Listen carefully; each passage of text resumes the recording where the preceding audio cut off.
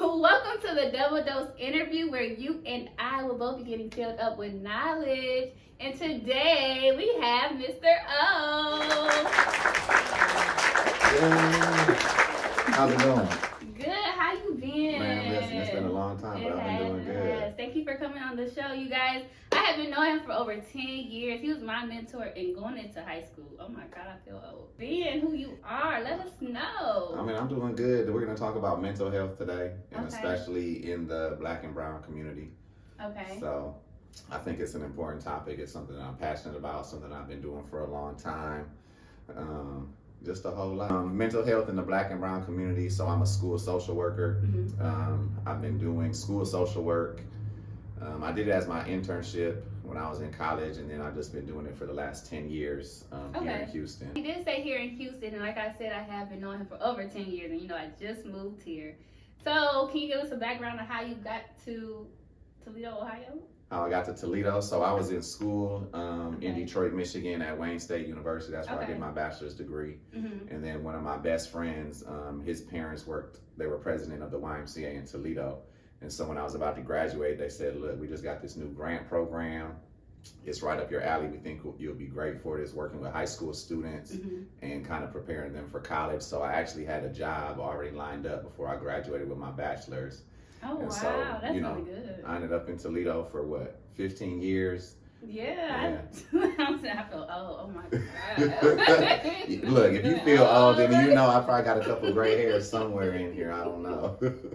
So what got you wanting to do the mental health? Really just seeing all the students that I work with. A lot of the families that I work with, most of the programs that I work with were either you got in through being, low income.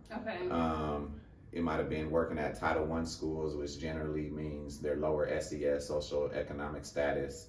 And just seeing that a lot of times, especially in the Black and Brown community, mental health isn't something that we talk about a lot. It's something that kind of gets swept under the rug. Whereas in other communities, it's like, I'm in a community right now, it's like, oh yeah, everybody has a therapist, everybody has a counselor, and it's something that they openly talk about, where I think a lot of times in our community, it's things that we're not comfortable talking about. I'm sure everybody that's watching this can kind of finish this phrase, what happens in this house stays in this house. Exactly, and at one point that was something for our protection, but I think now it's something that kind of hinders our growth just in our community, because things that are happening, especially to our kids and within our families, we're not talking about, or we haven't talked about, and so we can't heal and start to break some of those generational curses that have been going on. So you did say in the community it's a lot of like therapists and counselors and stuff like that, but do you feel it's a lot of Black and Brown who don't go to therapists? Like, why don't they? I think just in our community it's taboo. Like you said, a lot of times being strong or fighting through adversity is something that we kind of wear as a badge of honor. A lot of times I got the S on my chest, or I'm a Superman, or I'm a Superwoman, or tough times make us stronger. And it's like, no, tough times break us down, and sometimes we're at points of no return, and we don't know where to look. And most of the time we're comfortable talking, within people who look like us or might have similar experiences, and there's not a lot of, Black and Brown clinicians in the mental health field.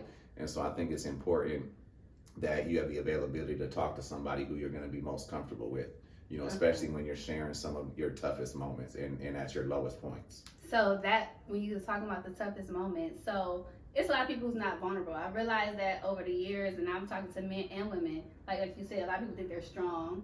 You gotta check on your strongest folks, like y'all, them the worst ones. But why is it so hard to be vulnerable? Like, why is it hard to get comfortable with just letting it go and really talking to someone? I mean, I think a lot of times, sometimes when we're at our vulnerability, we've had people that take advantage of that vulnerability, right? Sometimes they say, your weaknesses can be taken advantage of. I think it's hard to open up and share, maybe our family's darkest secrets, or showing our weakest side. We always want to put on a good face, right? Especially in this day and age, we got social media, right? Everybody's dialed up, everybody doing all these things to look their best, but inside and mentally, are we really at our best? So we always want to put our best show forward, and we don't really want to show our weaknesses, because sometimes people use those weaknesses against us.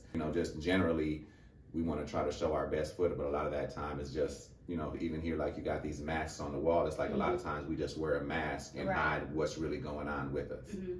So when you say people wearing masks, is it a way you can find that right person? Like, how would you know they're not gonna take advantage of you? Because you're so vulnerable, you're scared to really open up. How can you trust another person to open up? Like, how would you feel them out? Like, what's your good discernment on the right person to go to? As far as in mental health or just in general, in mental health, I think it's the same way. It might not be the best fit, you know. And again, you don't have to have a clinician that looks like you to be a good clinician or to have that connection. I think most of the times when you're talking, if you feel comfortable, if you feel like that person is genuine, you know, and that they have your best interest at heart, then, you know, that might be a good clinician, right? Somebody that has a steady background. But again, if it's not working, see, a lot of times I think people go once, twice, 3 times, and they're like, oh, this is not a good fit, so they quit. Right? Whereas anything else, if you have a doctor and you don't like the doctor, what do? You're gonna go find another one, right? Or you're gonna get a second opinion, or you're gonna try, you know, whatever it is. But I think when we look at mental health, we don't look at it with the same perspective that we look at as far as anything else. Whether it's a doctor, whether it's a dentist, whether it's a church, whether it's a mechanic. You don't like your mechanic, or you think that mechanic screwed you over, you go to another one because you know you have to in order for your car to be running well. And it's the same way with ourselves. You know, for our mental health, we need to be running well in order to operate at our optimum, right? At the highest level possible. And so if it's not a good fit, then I would say find another one, try another one. You know. So I'm glad you said that, because if people do give up, like, off of the first try, the second try, how would you refer them, like, to the next person to make them feel comfortable? Like, okay, well, this didn't work here, but I don't want to keep going over the same traumas, keep telling everybody the same cycle, same thing, and I'm not getting any better.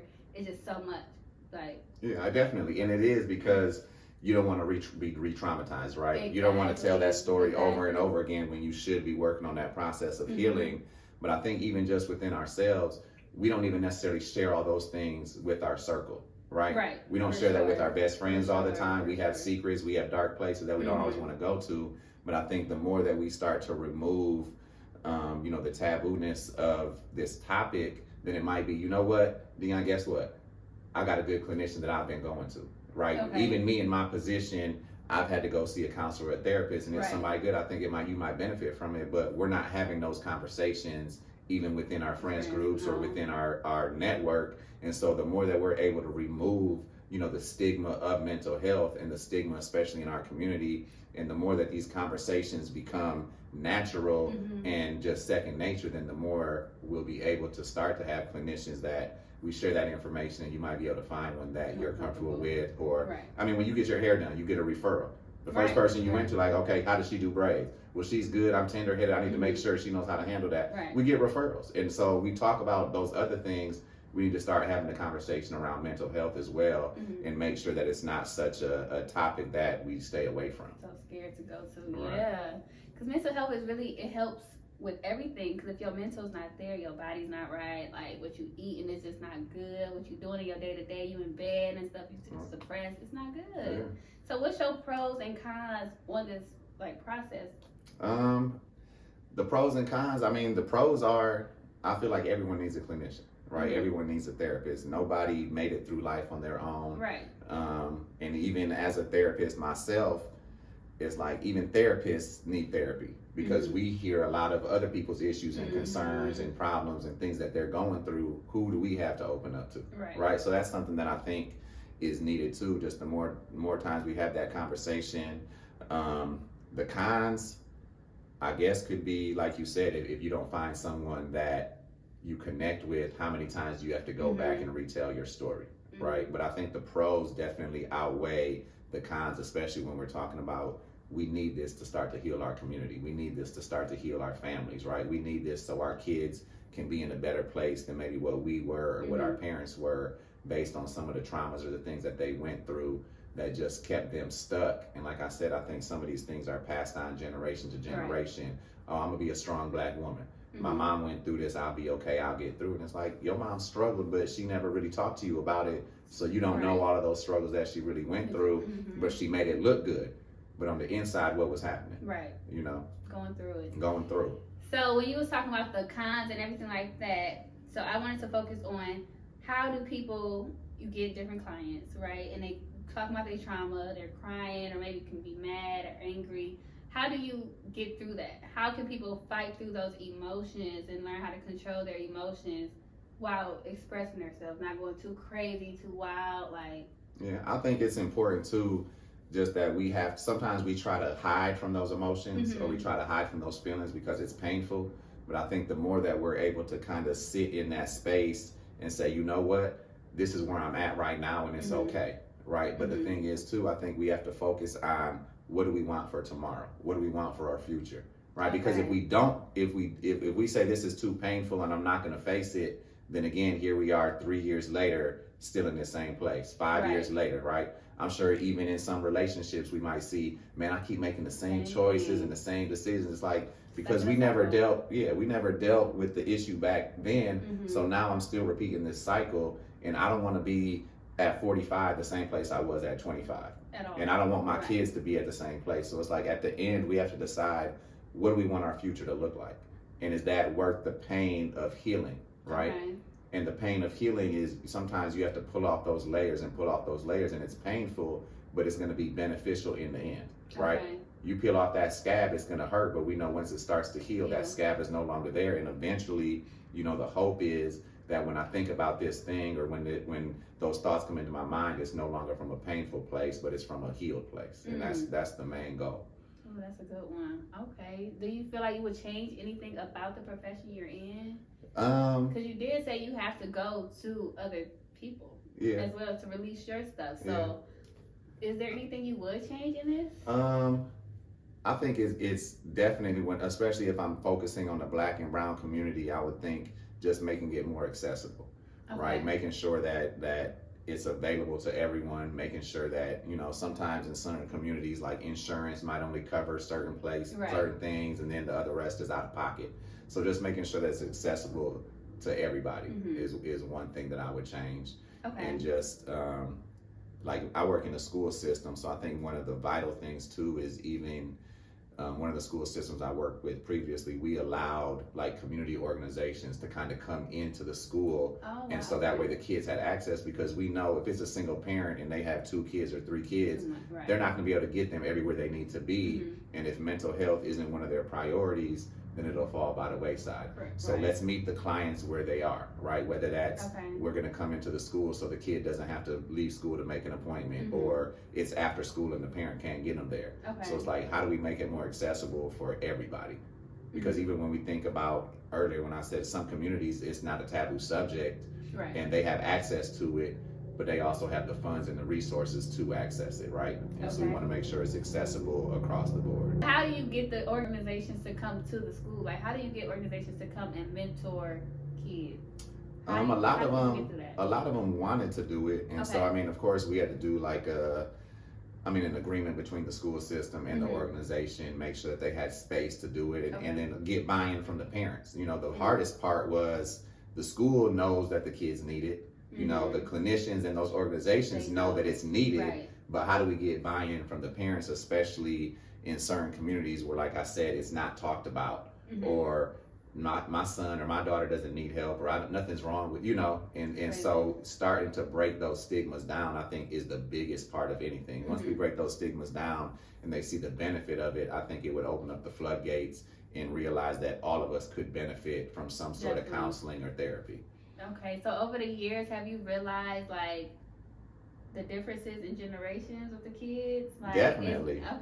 Definitely. I talk to my kids all the time, and it's like, this is the generation to me that has those things. Look at all the issues that they deal with. Like, even if you just look at my shirt, suicide is out in the forefront, right? LGBTQ community and some of their concerns are out in the forefront of all these things. So I think this generation is the generation to say, you know what? We know that mental health is real, because some of these generations don't believe that it's real, right? It's crazy. Yeah. And just understanding that they know that it's needed. So I think this generation that we're in now, whether it's 15-year-olds to 25-year-olds, is like, no, mental health is real. We're going to be the ones to start to break, the stigma. And I think that's, definitely been a blessing.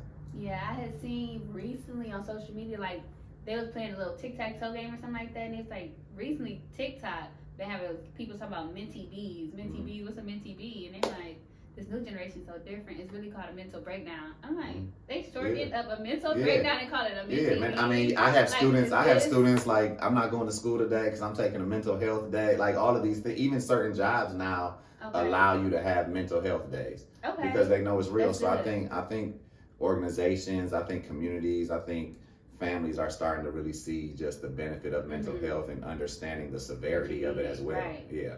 And so just to make sure that it's available, again, to all communities, I think is vital. Okay, in the next 5 years, where do you see yourself going with helping the Black and brown community? I mean, really, one of my main goals right now, I'm actually working on my clinical license. And so with my clinical license, I'll be able to open up my own private practice and I'll be able to bill insurance. And again, this wasn't something that was a passion of mine, but it's something that I know is needed, especially in our community. I have so many people that say, you know, I want my child to have a clinician that looks like him or looks like her, can understand. So it's like, it's not a passion of mine, but I know that it's needed. So it's something that I'm working on. But my main goal, what I would love to do is, I'm also a coach, as you know, I play basketball. And so one of my main goals in 5 years from now, you can see it right now, I want to be the clinician for the Houston Rockets, because I work around mental health, and I also work around mental health with athletes as well. So I work with a lot of athletes, and when we talk about their mental health, and especially at the higher level, a lot of times with athletes, we only view ourselves as an athlete. So what happens when you're no longer playing? What happens when you're no longer in the NFL? Who are you, right? Because a lot of times we associate ourselves, and our identity is associated with what we do versus who we are. So how do we even start to build that at a younger age? Like, you're not just an athlete, you're not just an artist, you're not just that, you're so many things. Like, you've been blessed with multiple gifts and multiple talents. How do we start to build those things up so that way we don't just view ourselves one way, and when that view is no longer there, we lose ourselves and we lose our identity. And I was talking about that because I'm not gonna just try to focus on men, but a lot of people don't really know what their purpose in life is. Yeah, like they just really know their name, who they are. Like they don't know really what they're meant to do. Right. And so focus on one thing, and if that one thing don't work, it's like they're lost. They don't know what to do next. Or even when you ask someone who they are, it's like a lot of times they introduce themselves based on what they do, and it's like, no, that's your job or that's your profession. That's not who you are. Like, you're so many other things, right? It just might help in that profession, right? But that doesn't define who you are. So how will you be able to tell someone how to define who they are? Because I like to do my motivational Mondays, and I'm like, you need to really just take your time to yourself and figure out who you are. Like, sit down to yourself. Like, what do you tell your people? I mean, definitely you have to explore your other passions. Like, you have multiple passions, you know, explore the ones that fill you up, the ones that bring you joy, right? And so even when I look at athletes, it's like, you can do so many things, right? I remember we went with Upward Bound, we took students to the Wrigley Field in Chicago, right? And so even with that, it's like, you want to be a baseball player? Yeah, they make the most money, but how many other careers are connected to this baseball team? There's so many other things that you can do. You can do marketing, you can do ticket sales, you can do so many things, and it's like, you can still be connected to this game that you love, but in another way, right? Where if you blow your knee out, you still have a job tomorrow. Yeah. And so I start young. You know, I start with my middle school students already, talking about, what else do you like to do? You know, are there other things? We have a lot of times too, our kids can only visualize what they see and what's glorified. And if you look at social media, if you look at television, all of those things, especially in our community, it's entertainment, it's athletes, all of those things where they're not seeing the lawyer, they're not seeing the general manager, they're not all of these. So we have to start to open up their eyes, you know, to other types of careers. And so we want to do that at a younger age so they can start to visualize what else they can be or what else they can do. What do you recommend is like the youngest age you should start them at?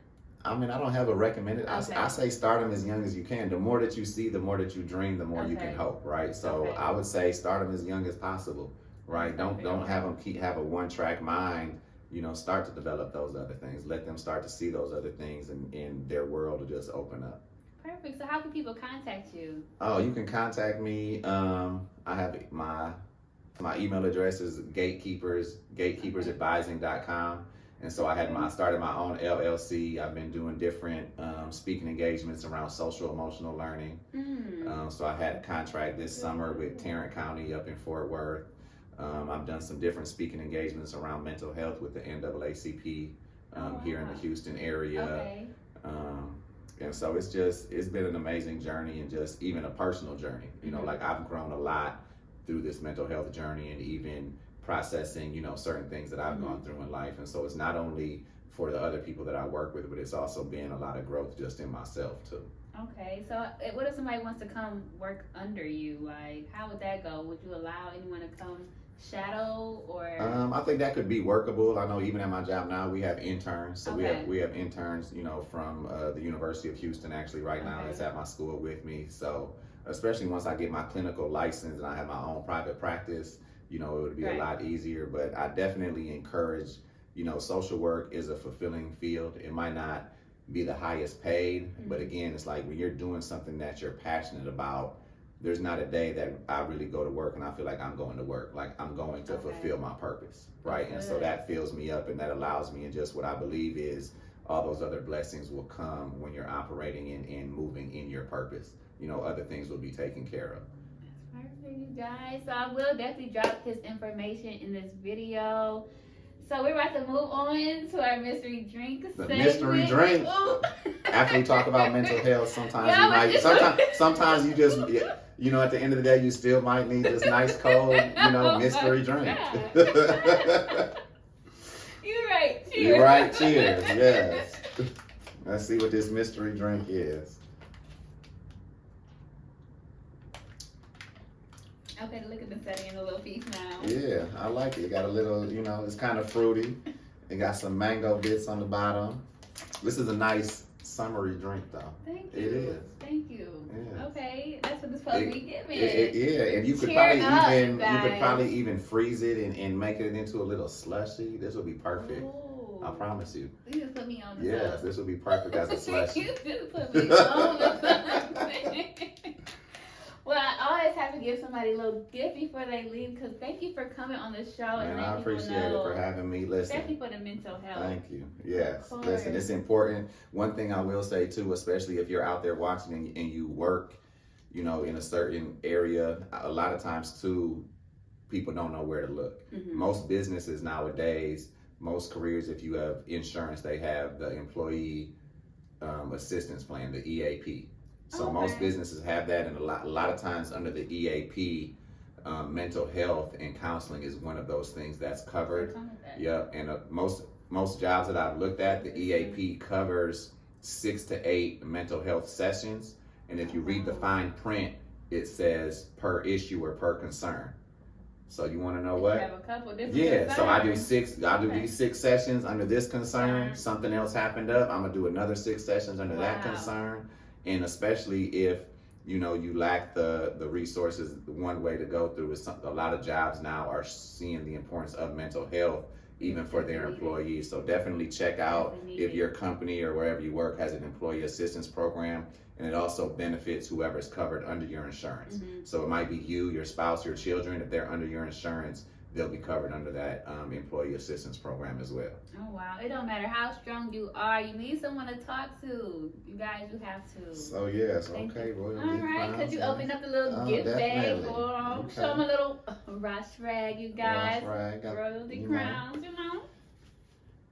Got my little scented candle. Yes. And what does yours say? We need that aromatherapy. Balance. Oh yes, we need balance. Balance is important. It really is. And see, balance goes along with mental health, because, you know, it's like work hard, play hard, but we need balance, right? And one way to balance us is having self-care, right? And so this candle, this face wash, you know, taking a nice warm bubble bath, or me personally, like I work out, right? Or I try to go by the water. You know that though, working out really helps with relieving anxiety. Release all of those things. Depression, stress. You guys just take 30 minutes out your day. Work out every day. Even I don't know about you, but even if you just have an Apple Watch, sometimes on the watch it just says mindfulness, right? And you just take just for a minute and just breathe, right? Do deep breathing exercises, or just meditate on what your day was like. Meditate on what you want your day to be. And I think sometimes even when we're dealing with mental health, or when the dealing of the hustle and bustle of everyday life, we need to make sure that we are being mindful and make sure that self-care is very important. It is. You know, it's like if you can't help yourself, then you're not gonna be able to help the next person. So make sure you take care of yourself first. Pour into. Oh my goodness! Thank you. my motivational Mondays, I be telling everybody, pour into yourself first so you can overfill and pour into the next. You pour out from the overflow. From the overflow. You can't pour from an empty vessel. Thank you so much for letting them know, because I don't be just talking, y'all. Like, this is for real, real. This is knowledge, right? Your mental has to be good, and you have to start with yourself first. Love you. You have to love yourself first, for sure. Thank you for watching the Double Dose interview.